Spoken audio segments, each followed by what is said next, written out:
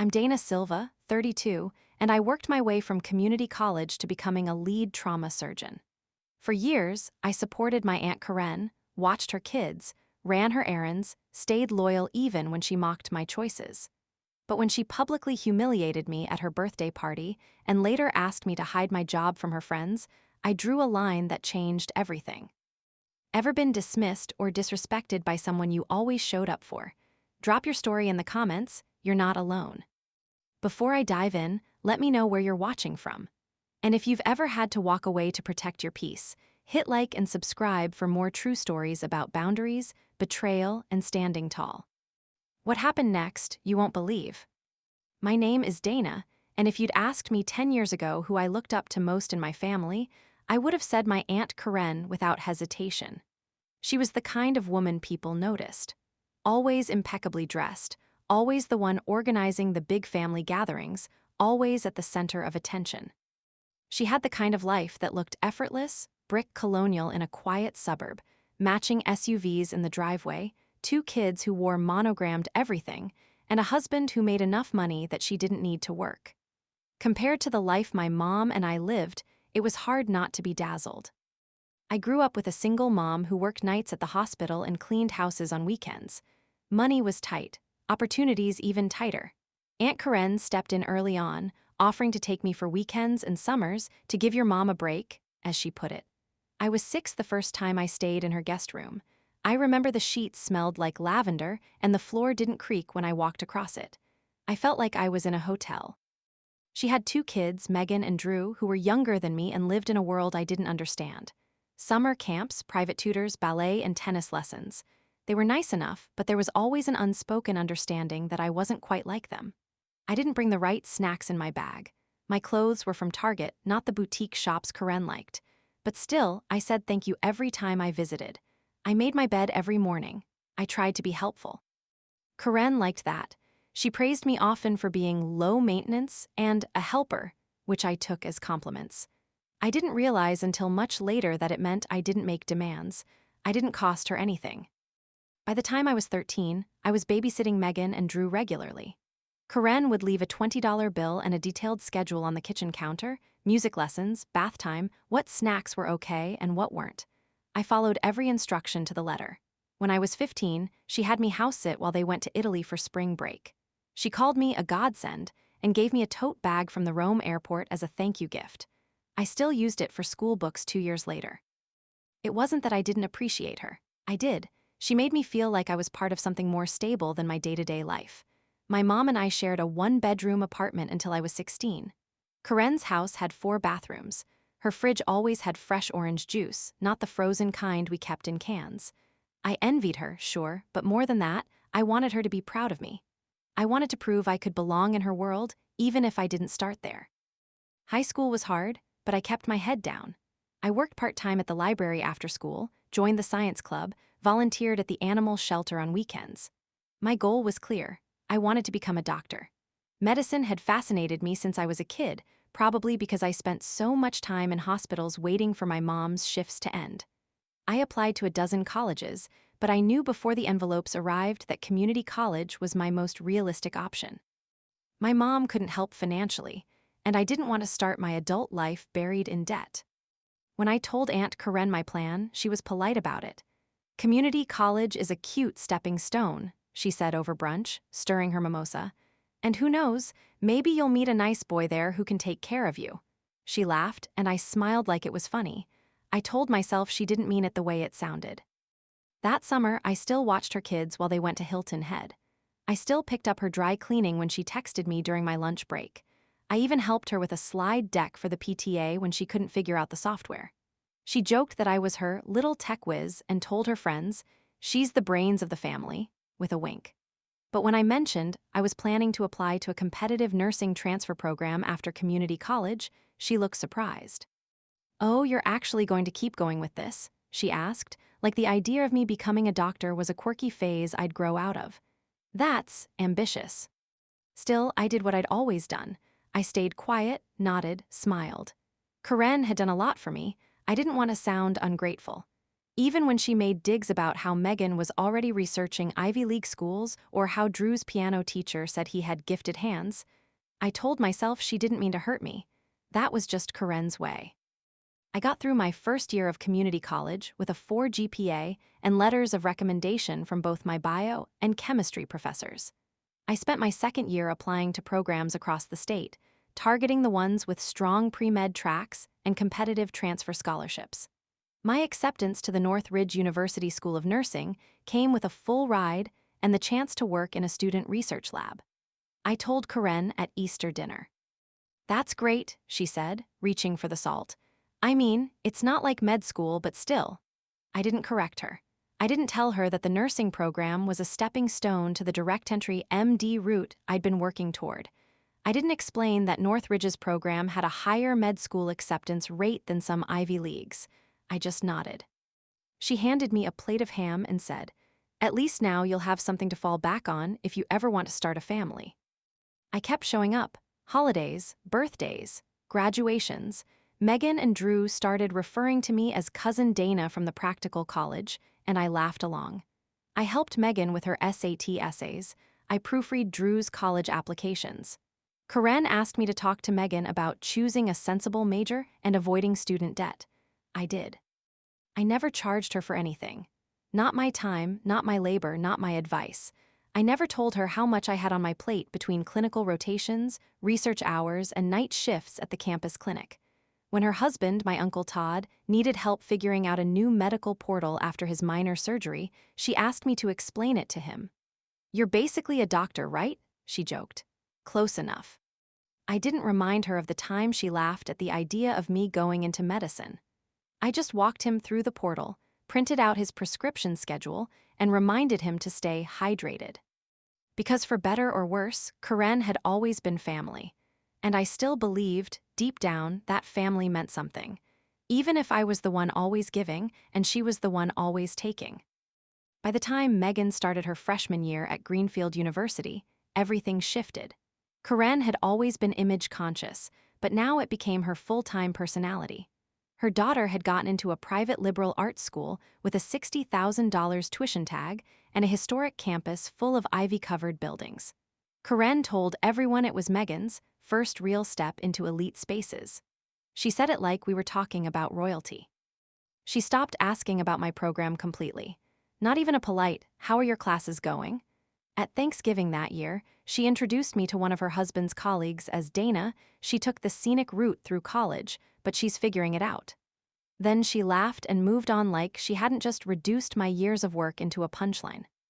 That Thanksgiving was also the first time she started quoting Megan's professors at the dinner table. "Dr. Langford at Greenfield says true leadership starts with narrative structure," she said while spooning cranberry sauce onto her plate. "It's so different from these trade-focused programs that just teach you how to do tasks, not how to think critically."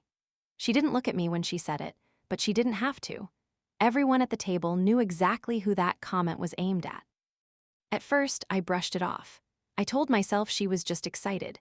Megan was her first child to leave home, and Corinne had always been theatrical about milestones. But it kept happening.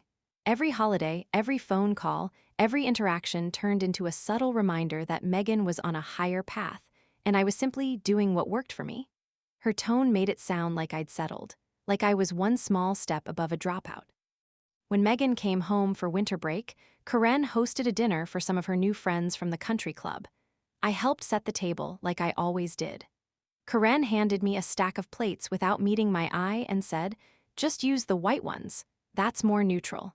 We're going for understated elegance." During dinner, one of the women asked what I was studying, and before I could answer, Corinne jumped in. "She's in a medical-adjacent program at one of those flexible colleges. It's a great option if you want to stay local or juggle other responsibilities." I just smiled. I had gotten used to swallowing my pride by then. It became a reflex, like adjusting your seatbelt every time it locks up. You stop reacting. You just fix it and keep moving. I noticed Corinne started spending less time with extended family altogether. She pulled back from birthday parties unless they were being held at a venue she approved of.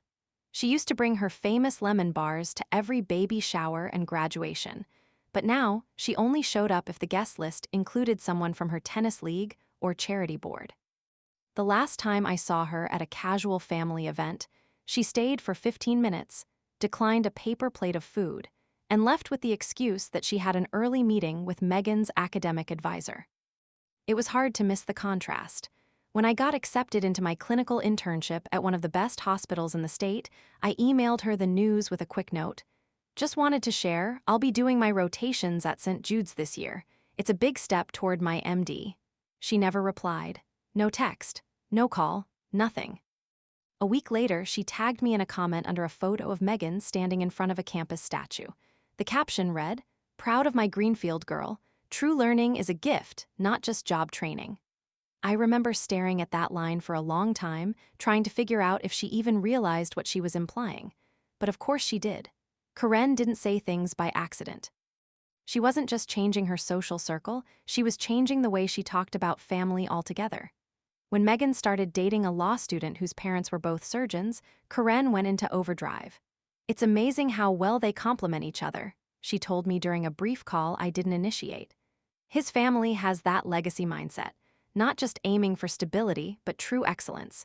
You can't teach that, it's cultural." That word hit a nerve. Cultural. As if the difference between Megan and me was some vast, unbridgeable divide created by upbringing or taste, or, worse, breeding. I started to feel like I wasn't even considered part of the same family tree anymore. I was the grafted branch, the one you tolerate for aesthetic balance, but never really expect fruit from. At one point, my mom asked me if I thought Karen was okay. "She seems sharp lately." "Cold," she said during one of our weekend grocery runs. I shrugged. "She's just proud of Megan," I said, even though I knew that wasn't the full truth. Karen wasn't just proud, she was rewriting the family hierarchy, and she'd placed herself and her daughter squarely at the top. There was a small moment at Megan's 20th birthday dinner that really crystallized it for me. Karen had rented out a private room at an upscale restaurant and invited about 30 guests. I was seated at the far end of the table with some of the younger cousins. During dessert, one of Karen's friends asked Megan what she planned to do after graduation. Megan smiled and said, "I'm not totally sure yet, but I'm thinking about a Master in bioethics, or law school." Karen beamed. "That's my girl," she said, raising her glass. "She doesn't limit herself, she knows her value." Everyone clapped. I sipped my water. The next day, Karen called to thank me for helping with the decorations. I had stayed after the dinner to clean up table centerpieces and pack up the leftover party favors. She didn't mention it. "I hope you got a chance to mingle," she said, "though I know that kind of crowd isn't really your usual scene." There it was, again. I hung up the phone and stared at my laptop. My clinical notes were still open, pages and pages of handwritten observations, test results, patient histories. I had spent the last 3 nights catching up on sleep in 2-hour intervals because one of my patients was in critical care and I hadn't wanted to leave until we were certain he'd stabilize. I wasn't in a fancy degree program, but I was saving lives. Literally. And somehow, that had become the less impressive path. I realized I wasn't being seen anymore. Not as a niece, not as someone with potential, not even as a full person. I was a cautionary tale, the one who went local, the one who worked too hard for too little, the one you use as contrast to make someone else look better. And still, I showed up. I kept helping. I kept letting it slide. Because even then, I thought maybe she'd come around. Maybe when she saw where I ended up, it would all shift back. Maybe she'd remember who I was before the country club dinners and status games, before Megan became her entire personality. But deep down, I was starting to understand something I didn't want to admit. Karen had already made up her mind. I just wasn't part of the version of success she wanted to showcase. Karen turned 50 that spring. She made a whole production out of it, rented out the ballroom at a golf resort just outside the city, sent printed invitations with calligraphy, hired a string quartet for the cocktail hour, and a jazz band for after dinner. The dress code was black tie optional, though with Karen there was never anything optional about appearances. She had a theme, too, 50 and flourishing. She posted it on Instagram with a countdown starting 40 days before the event. I RSVP'd yes because at the time, I still felt obligated. Maybe not out of affection anymore, but something closer to habit. Family shows up, even when it's inconvenient, even when it hurts a little. By then, I was 2 years into my residency. Long shifts, brutal hours, constant fatigue. I had just come off a 36-hour rotation the night before the party. I showered, pulled my hair into something neat, put on the only formal dress I owned, and drove across town, arriving just before dinner was served. I wasn't expecting a parade, but I also wasn't expecting what happened. The ballroom was gleaming, high ceilings, gold accents, white linens, candles at every table. Megan wore a silk gown and was surrounded by a pack of Corinne's friends, all perfectly manicured and perfumed, sipping champagne like they'd trained for it. Drew waved when he saw me and came over. He just started college, still baby-faced, still kind in the way his sister had grown out of. "Hey, cousin Dana," he said. "Mom said you're still doing the clinic thing." I blinked. "Clinic thing." "You know, patching people up and stuff. She said it's like urgent care or something." I tried to keep my face neutral. "I'm a resident in trauma surgery," I said, "at County General." "Oh, cool," he said, clearly confused. "I thought that was temporary or something." I didn't answer. There wasn't a point.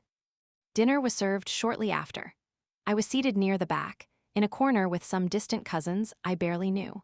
Not that I expected to be front and center, but it was hard not to notice that the table right by Corinne's had a handwritten place card for Megan's boyfriend, who'd only been around 6 months.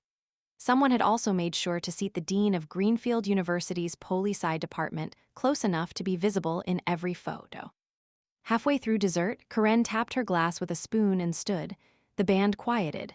Waitstaff paused. The spotlight, yes, there was an actual spotlight, shifted toward her. "I just want to thank everyone for coming tonight," she said, holding her wine glass high. 50 is a big number, but it doesn't scare me. If anything, I feel more powerful, more sure of myself than ever. A murmur of approval rippled through the crowd. She went on, pausing for emphasis in all the right places. "Life is about choices," she said. "It's about setting high standards and not compromising. It's about surrounding yourself with people who aim for more, who don't settle. I look around this room and I see that." She gestured toward Megan. "My daughter is thriving at Greenfield, already getting looks from Ivy League grad programs. We've got Ivy Leaguers in the family now."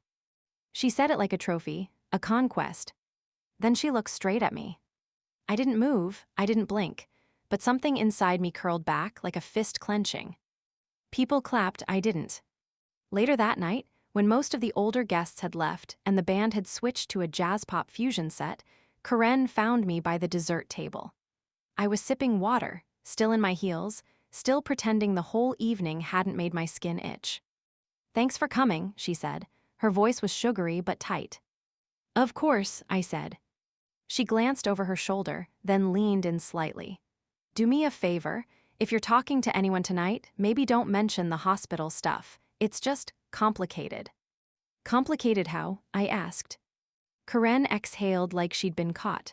"It's not personal," she said. "It's just this crowd doesn't really get it. You know, county hospitals, that whole system, it's not their world." I stared at her.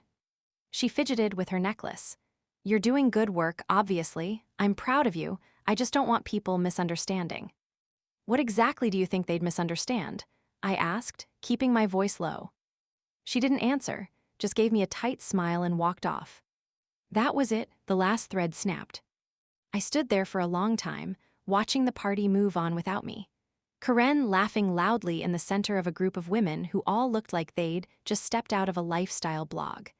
Megan twirling around the dance floor with her boyfriend while 2 of Corinne's friends filmed it for their stories. I finished my water, slipped out without saying goodbye, and didn't look back. When I got home, I peeled off my dress, threw it over a chair, and stared at the ceiling for a long time. My feet ached, my back ached, my head buzzed from the echo of her toast. We've got Ivy Leaguers in the family now. I thought about the last week, about the 12-hour surgery I'd scrubbed in on, the patient whose pulse I'd held in my hands, the colleague who'd asked for my opinion because they trusted my judgment. I thought about the 4 years at community college, the night shifts, the scholarships I'd applied to until my fingers cramped. I thought about the MCAT scores, the interviews, the clinical rotations, and how none of it, not one part of it, had ever been enough for Corinne. That night wasn't just about the toast or the comment by the dessert table. It was about everything that came before. The years of passive-aggressive digs, the introductions laced with qualifiers, the way she used my ambition as a placeholder for her charity, but never for her pride. I wasn't family. I was a prop. A story she used when it was convenient and discarded when it didn't match the aesthetic. I didn't cry, I didn't rant, I didn't even text my mom about it. I just made a decision. No more updates, no more favors, no more appearances for the sake of optics. Karen had made her priorities clear, and I was finally ready to make mine. I didn't even make it to the valet. I walked out of the resort and kept going, heels in one hand, purse in the other, the sound of jazz fading behind me. I didn't wait for dessert. I didn't stop to thank the host. I didn't say goodbye. No one noticed. Back at home, I took a long shower.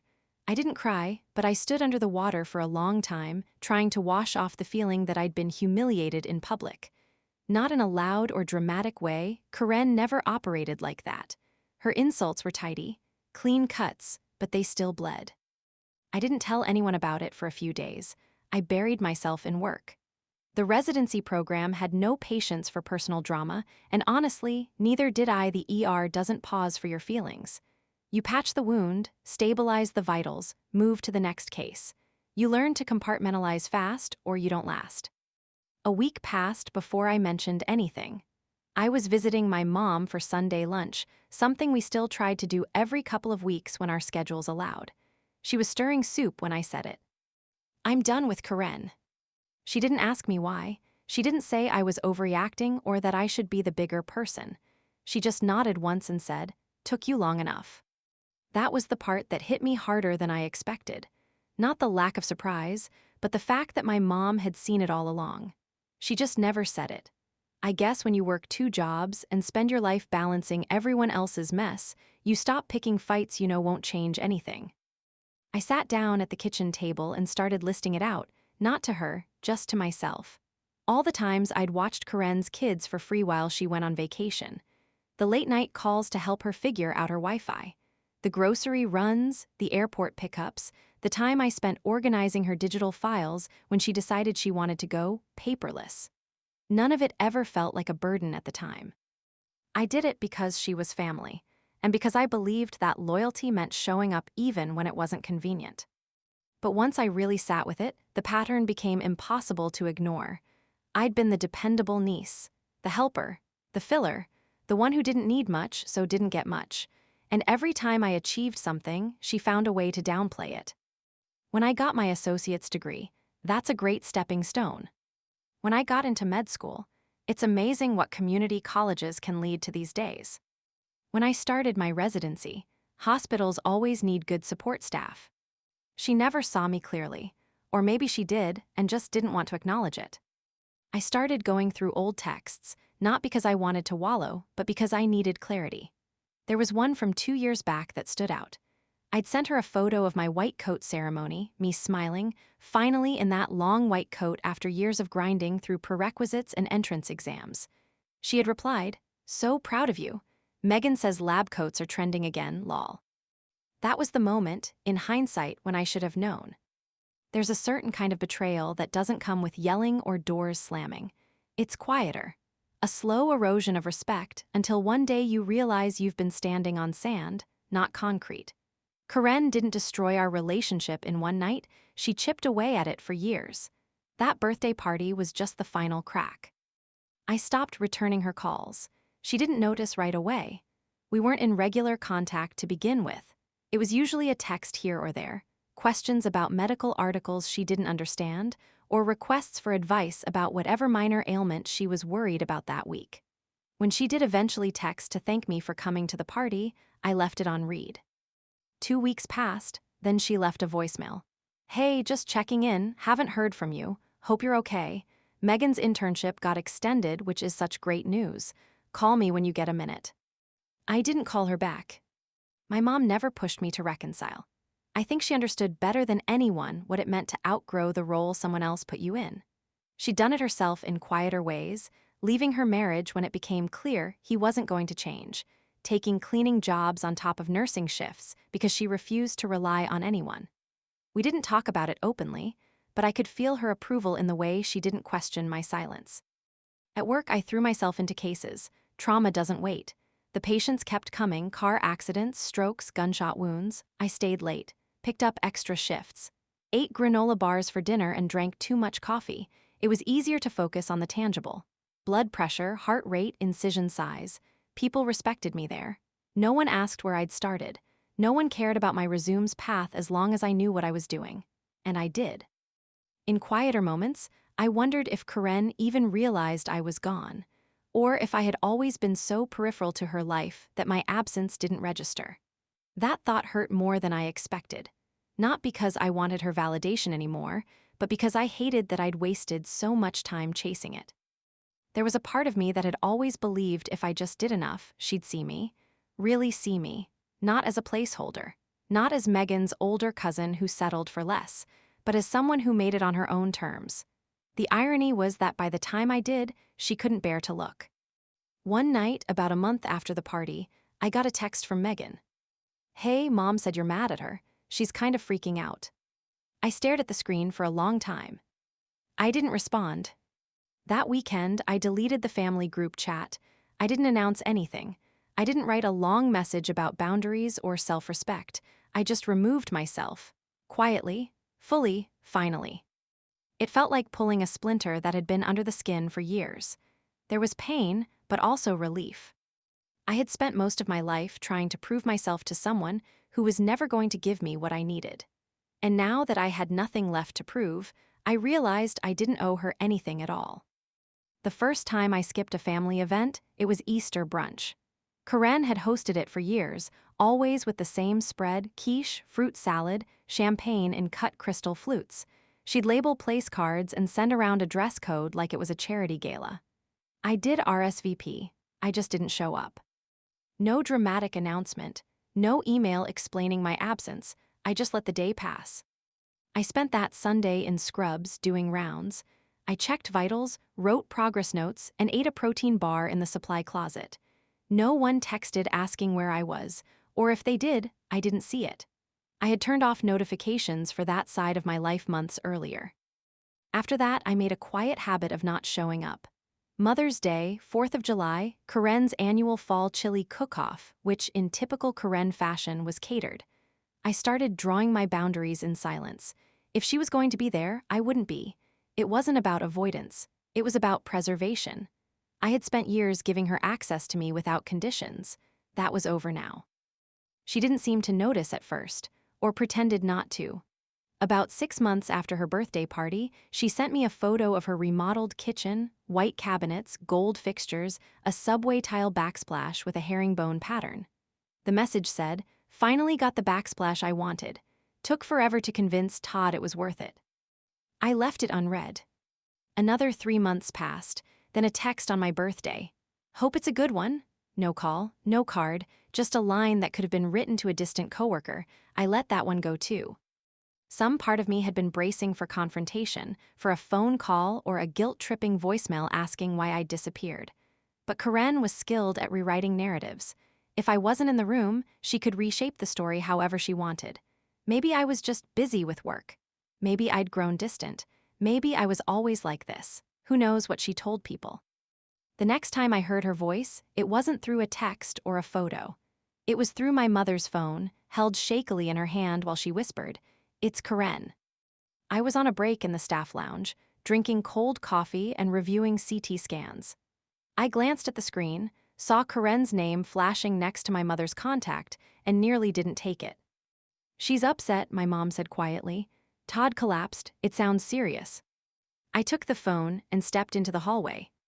Karen's voice came through in choked bursts. "Dana, I didn't know if you'd talk to me. I didn't know who else to call.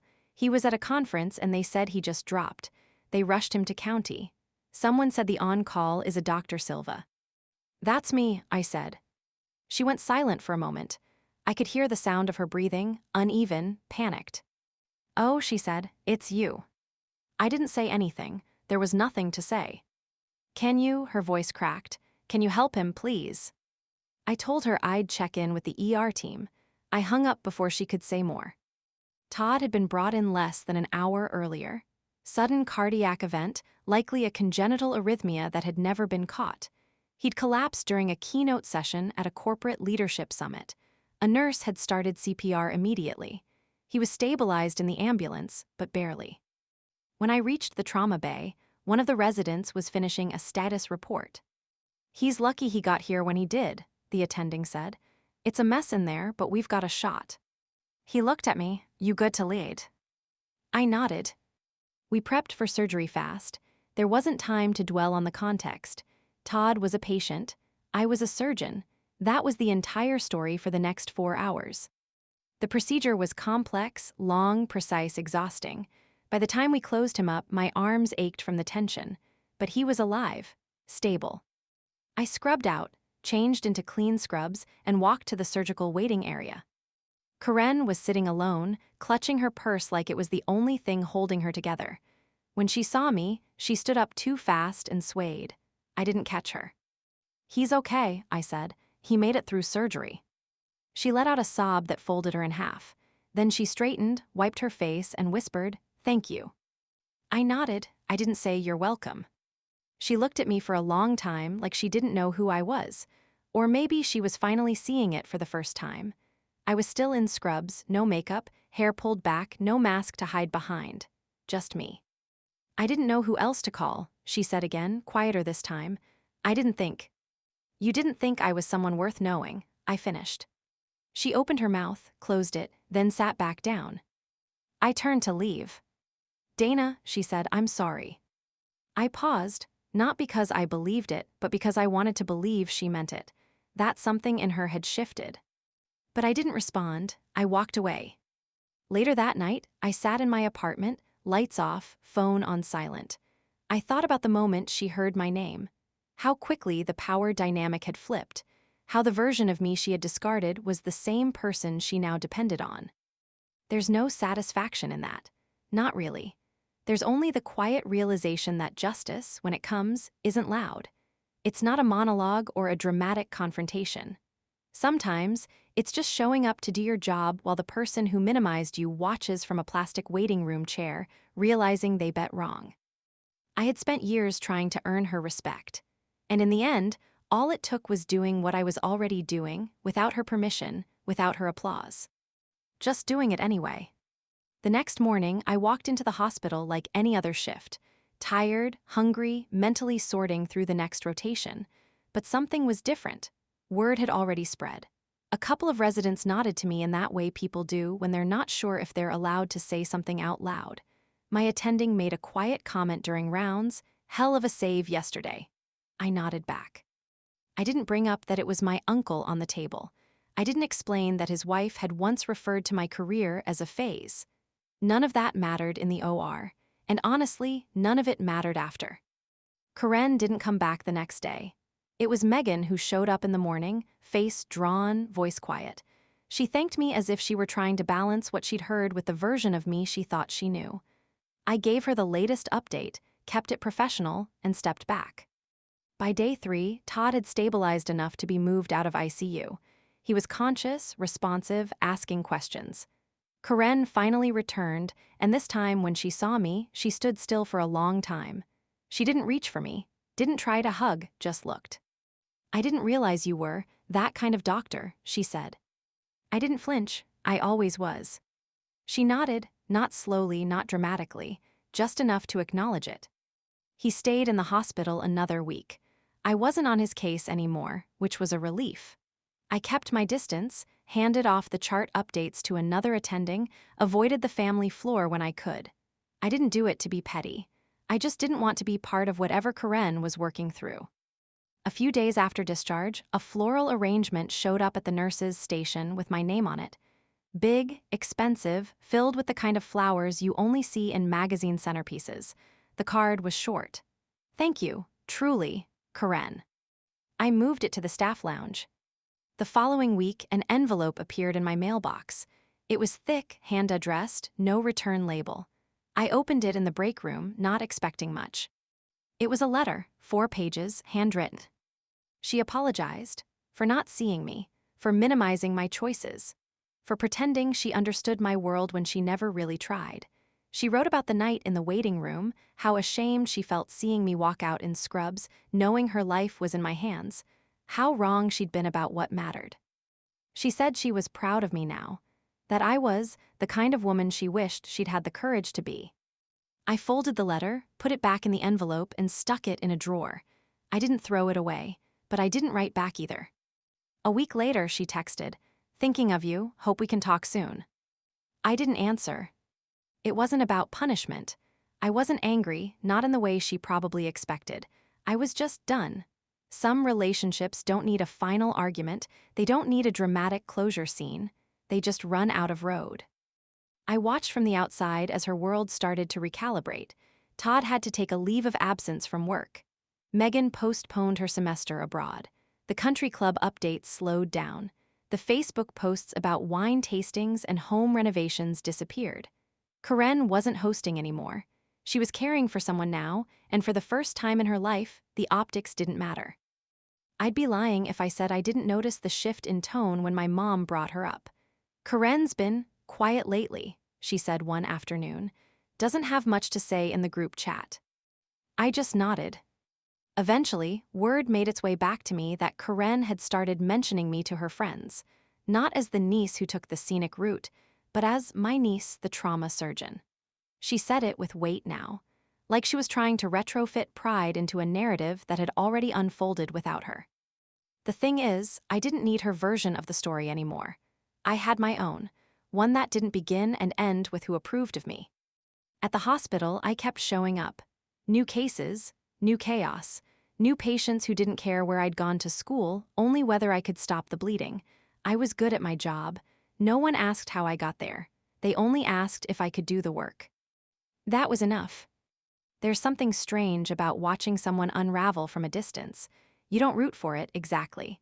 But you don't stop it either. You just observe. Karen wasn't being punished. She was just facing a world where charm and taste and money didn't protect you from real life. And the people she once looked past were the only ones who could help her now. I don't think she ever really understood that part, not fully. But for a moment, when she saw me in the OR hallway, blood on my shoes, chart in my hand, she knew. Not because I had changed, but because the mask she'd been holding over her version of me had finally slipped. And there I was, the same person I'd always been, just no longer asking for recognition. She still sends messages now and then, a link to an article about cardiac rehab, a photo of Todd walking slowly across their backyard. Once, a recipe she thought I might like. I don't reply, not out of cruelty, but because some doors, once closed, are better left that way. Not locked, not slammed, just sealed quietly with a kind of finality that doesn't need to be spoken. I didn't need her apology to keep going. I didn't need her admiration to measure my worth. But I had needed that break, that clean, necessary break from the person who had, for years, looked at me and only ever seen a version of herself she'd already decided wasn't good enough. And now she looks, and she sees someone real, someone she can't rewrite. And that's enough for me. The wedding was for one of our distant cousins, one of those sprawling family events where half the people are familiar by face only, and the other half you've known since preschool birthday parties. I hadn't planned to attend, but my mom had asked. "It's just one night," she said, "and it's been a while." She didn't mention Karen, but I knew she would be there. It had been about 9 months since Todd's surgery. I hadn't seen her since the hospital. I hadn't returned her messages, hadn't answered her texts, hadn't acknowledged the letter or the flowers or the small gestures that trickled in every few weeks like she was testing the water. I arrived late on purpose, skipped the ceremony, went straight to the reception. I found a table near the back, close enough to be polite, far enough to stay unnoticed. I was planning to make an early exit. It didn't go that way. Karen found me about an hour into the dinner, after the speeches and before the dancing. She was dressed like she always had been, tasteful, coordinated, expensive. But there was something different in the way she walked. Less urgency, less polish. She didn't lead with a smile. "Dana," she said, like she hadn't practiced it. I stood up, not because I wanted to, but because my body still defaulted to politeness. "Do you have a minute?" she asked. I hesitated, then nodded. We stepped out into the hallway near the coat check. No one else was around. "I'm not going to make a scene," she said quickly, hands clasped in front of her. I wanted to say this in person. I was wrong. I waited. About everything, she said. About the way I talked to you, the way I treated you, about all of it. I was arrogant and I didn't see you clearly, and I'm sorry. Her voice didn't shake, she didn't reach for me, there was no performance. I nodded once, I appreciate the apology. She exhaled, a little bit of the tension left her shoulders. I know I don't deserve to ask you for anything, she added, but I'd like to be in touch. Just to talk, nothing heavy, maybe coffee or a phone call. I looked at her. This woman who had once reshaped the narrative of my life into something ornamental, who had edited me out of her version of success, who had needed my help and only then started to understand what she'd missed. You can text, I said. I won't promise to respond. Her mouth opened slightly, like she wanted to ask for more, but she caught herself. Okay, she said, that's fair. We walked back into the reception separately. I didn't return to my table right away. I stood near the edge of the dance floor, watching the cousins I barely knew sway under the low lights. I wondered if Karen had rehearsed what she said. I wondered if it mattered. Because here's the truth, I wasn't angry anymore, not really. The heat had burned off long ago. What remained was something quieter, boundaries, distance, a clear-eyed understanding of where we stood. She did text a week later, just a line about a new book she'd read, something about medical ethics and empathy. I didn't respond. 2 weeks after that, another message. A photo of a dog she said reminded her of one we'd seen once when I was a kid. No caption, just the image.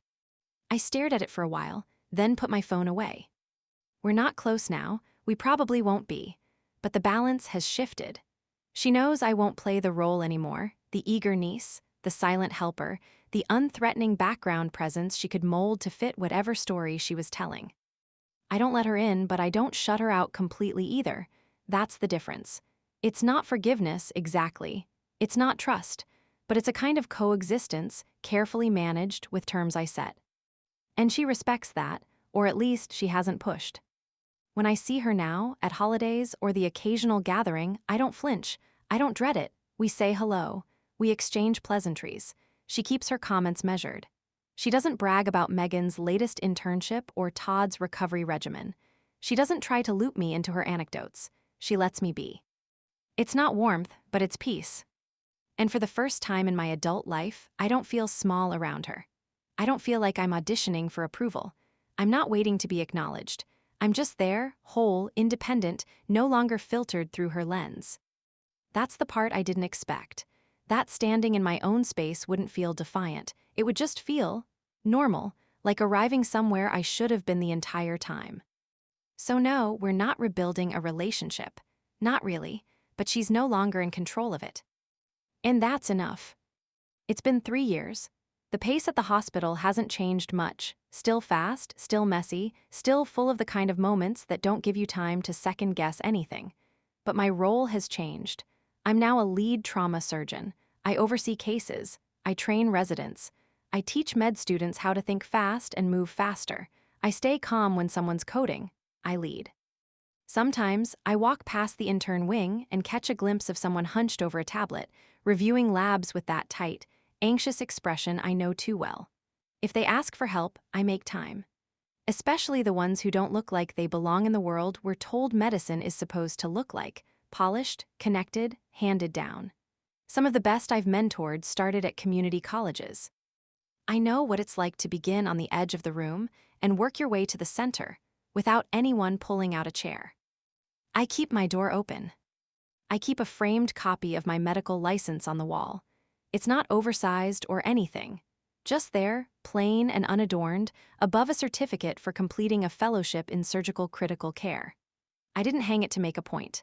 I hung it because it's mine. And because for a long time, someone very close to me pretended it didn't count. Karen hasn't made a direct comment about it since. She stays cordial, sometimes almost warm. She still texts every few months, usually about something small. A recipe, a book she's reading, a question about a news story related to medicine. I reply occasionally, when it feels appropriate, when I have the bandwidth. Her husband, Todd, sends a card every Christmas, always signed neatly, always with a short note. Hope this year has brought you peace. He's steady like that. Even before everything happened, he never said much. But he was the one who once asked if I wanted help buying textbooks when I started college. I hadn't taken him up on it, but I remembered. Megan's doing fine from what I hear. Grad school, nonprofit work, possibly engaged. We don't talk, and that's fine too. I've stopped wondering if Karen regrets the way she treated me. If she wishes, she'd said different things in those early years before my name had a title in front of it. If she feels embarrassed now when people mention me in the same breath as Chief of Trauma. Maybe she does, maybe she doesn't. It's not really mine to solve. Here's what I've learned. Not everyone is going to celebrate your growth. Some people will quietly resent it, not because you hurt them, but because your progress contradicts the version of you they needed to believe in. The one that made them feel superior, or secure, or right. When you outgrow that version, they're left with a choice: adjust the story or pretend you disappeared. Karen tried both, but I'm still here. I've stopped needing her approval. That ended long before the hospital call. Long before she saw me in scrubs and finally realized what I'd become. Because the truth is, I didn't become someone else. I just kept going, kept showing up, kept doing the work. That's the part I protect now. The work. The pride that comes from knowing I earned every step, that I made something real even when the people closest to me made it harder than it had to be. There's a kind of quiet satisfaction in walking past the nurses' station at the end of a double shift, knowing no one had to vouch for me to get here, that I didn't slip through a side door. I came through the front with credentials no one can take apart. Sometimes, after hours, I'll sit in my office with the lights off, just a desk lamp on, reviewing notes. I'll look up at that license and remember the way Karen once laughed when I told her I was starting at community college. "Cute stepping stone," she'd said, "don't get stuck." I didn't get stuck, I got through, and then I kept going. I used to think stories like mine only mattered if they ended with reconciliation, with forgiveness, with some ribbon-tied moment of understanding. But that's not always how it goes. Sometimes the win is quieter. It's not a confrontation, it's consistency. It's refusing to shrink. It's doing the work without asking for applause. And it's having a nameplate on the door that speaks louder than anyone's opinion ever could. That's enough, it's more than enough. So that's how the niece with the cute little degree became the surgeon who saved her aunt's husband and walked away without needing applause. Have you ever had someone only value you when they needed you? Did you forgive them or keep your distance? Let me know in the comments. I read everyone. And if this story hit close to home, don't forget to like, subscribe, and share it with someone who needs a reminder that quiet success is still success.